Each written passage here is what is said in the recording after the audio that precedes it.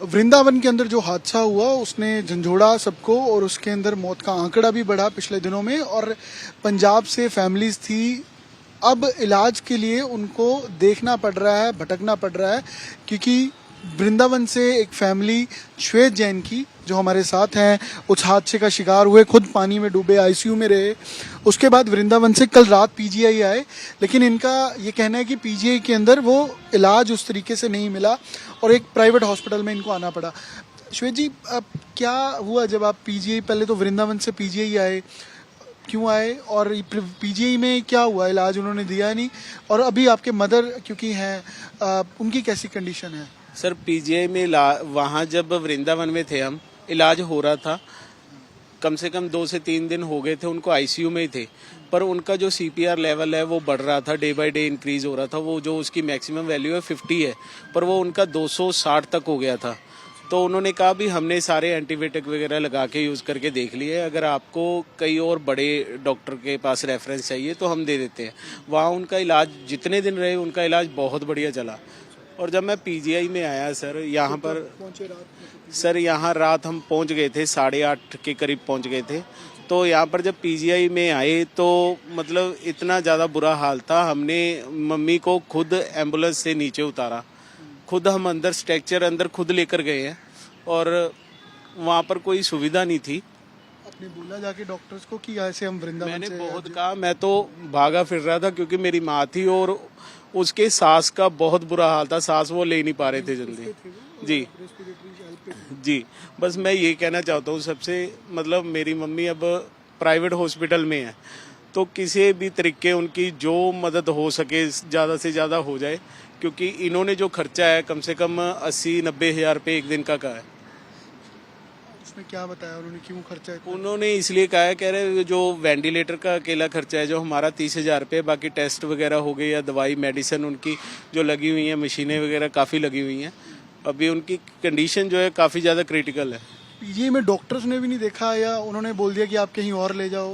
उन्होंने कहा क्या, मतलब जब आप अंदर लेकर गए इमरजेंसी में? जब हम इमरजेंसी में लेकर गए तो उनकी टाइमिंग ही बहुत, उनको तो फर्स्ट एड चाहिए थी बिल्कुल, मतलब जो बंदा वेंटिलेटर से उतरा है तो उसको वेंटिलेटर तो ऑन द स्पॉट चाहिए ही ना, वो विदाउट वेंटिलेटर तो रह ही नहीं सकता।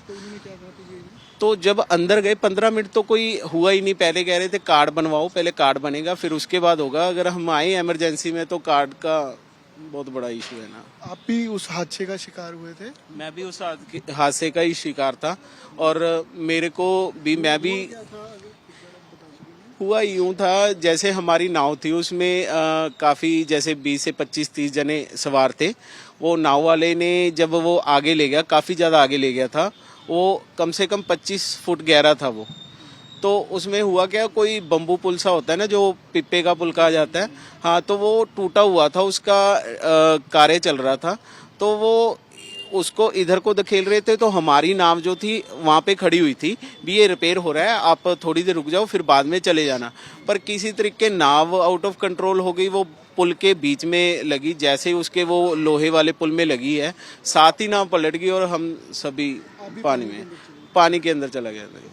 25 से 30 फुट गहराई थी पानी? 25 से 30 फुट गहराई थी उस पानी की। आप कितनी देर रहे पानी में? मैं पानी में कम से कम रहा हूँ 5 से 7 मिनट रहा हूँ, और उसके बाद ऐसा भी हुआ मेरे साथ, तो नीचे से मेरे पैर भी पकड़े गए हैं। जो सब थे जो अंदर थे पानी के अंदर, तो सभी अपने बचाव के लिए भाग रहे थे। आपके पैर किसने पकड़े? जो कोई डूबा होगा, मैं कह नहीं सकता कौन था। अब फिर खुद बचने के लिए सारे प्रयास करते ही हैं। तो कैसे बाहर आया? आपको स्विमिंग आती थी? मैं स्विमिंग नहीं आती थी, मैंने किसी तरीके अपनी सांस पूरी करने के लिए ऊपर आने की कोशिश करी। जब भी मैंने ऊपर आने की कोशिश करी तो उन्होंने कोई 2 बंदे थे, उन्होंने मेरे को हाथ से पकड़ के निकाला है। जब निकाला उसके बाद मेरे को कोई होश नहीं है, बस पानी मेरे कम अंदर चला गया था, पर मम्मी के को काफी ज्यादा पानी अंदर था। कितने टाइम अंदर रहे? मदर का टाइमिंग मैं बता नहीं सकता हूँ, क्योंकि हमें दोनों को अलग अलग वहाँ पे हॉस्पिटल पे रेफर किया गया था। मैं मार्ट में, वहाँ कोई मार्ट था, मैं वहाँ उस हॉस्पिटल में था। मम्मी को इमरजेंसी ही रेफर कर दिया गया था, वहाँ पे राधा कृष्णा कोई ट्रस्ट है, वहाँ पे रेफर कर दिया गया था। तो अभी जैसे इन्होंने खर्चा बताया, आप क्या काम करते हैं, कितनी आपकी आय कितनी है, और आपको लगता है कि बेरेबल है ऐसे?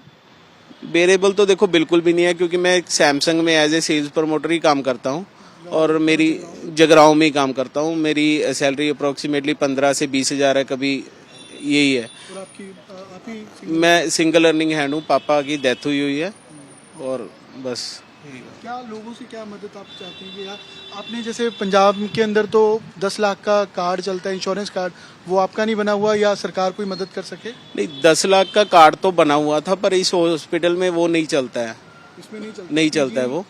पीजीआई का मैंने पूछा नहीं, करा नहीं था। के अंदर पंजाब के अंदर चलता होगा, पर मैं पंजाब तक तो जा ही नहीं पा रहा, क्योंकि मम्मी की कंडीशन ही यही है अभी। आपने पंजाब के जैसे एसडीएम से आपने बताया कि फ़ोन किया, उन्होंने फ़ोन नहीं उठाया, तो उसके बाद उनका रिस्पांस आया कोई कि कुछ वो मदद कर सकें या पंजाब का कोई अस्पताल मदद कर सके? एसडीएम का फोन आया था आज, वो बात कर रहे थे हमारे से। उन्होंने ये कहा भी इनकी सारी समरी जो है मदर के जो हुआ है अभी तक का, उसकी समरी मेरे को भेजो, उसके बाद मैं देखती हूँ क्या हो सकता है मेरे साथ। और आप हेल्पिंग हैंड जैसे ये आप एनजीओ हैं, आप मदद के लिए पहुंचे? जी, हम यहाँ पे आए हैं। इन्होंने कल रात को वीडियो डाला था, तो हम इनकी हेल्प करने के लिए यहाँ पे आए हैं। पर सबसे विनती ये है, सबसे पहले तो देखो सरकारों को कोई फर्क नहीं पड़ेगा। अगर सरकार इनकी बाँह पकड़ लेना तो किसी को जरूरत नहीं पड़ेगी। पंजाब सरकार से भी विनती और नेशनल गवर्नमेंट से भी, गवर्नमेंट ऑफ इंडिया से भी। एसडीएम के अलावा किसी ने अप्रोच नहीं किया? एसडीएम को तो चाहिए कि खुद फोन करे हॉस्पिटल में, खुद बात करे और खुद बोले कि ये वाला केस है जी, वृंदावन ट्रेजेडी इतनी बड़ी ट्रेजेडी है,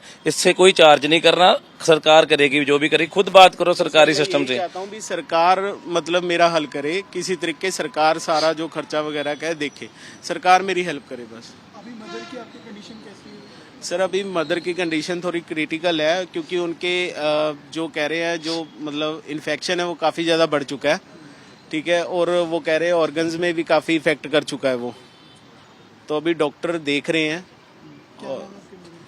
रेखा जैन। तो हम चाहते हैं कि शंटी जी हैं जो ह्यूमन राइट्स कमीशन के चेयरमैन हैं, ये वीडियो वो भी देखें, उनके पास भी जाए। जैसे इनका बताया एक दिन का 70 से 80 हज़ार रुपये एक दिन का खर्चा है, तो अगर 10 दिन यहाँ पे रुके तो 7 से 8 लाख रुपए लगेगा। और हमें सबको एक जगह पे इकट्ठे होकर साथ देना पड़ेगा, सरकार को भी, आम लोगों को भी, जितने वृंदावन जाने वाले भक्त हैं उनको भी, जगराओं जहाँ से ये रहने वाले हैं उनको भी, सबको मिलकर इनकी मदद करनी पड़ेगी। और जितने भी सरकारी तंत्र हैं वो सब मिलकर इनकी मदद करो। जो तो दुनिया छोड़ के जा चुके हैं उनके साथ फोटो खिंचवाने हर मंत्री, हर लीडर पहुंच रहा है वहां पे।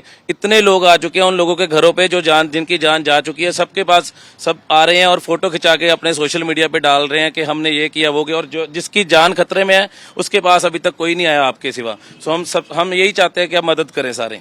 उमेश छाबड़ा, और आप देखिए कि ये श्वेत जैन है जो इस ट्रेजेडी का शिकार हुए और मदद के लिए अब गुहार लगा रहे हैं कि 70 से 80 हज़ार एक दिन का खर्चा है, और इसके साथ साथ जो इनकी आय है वो काफ़ी कम है।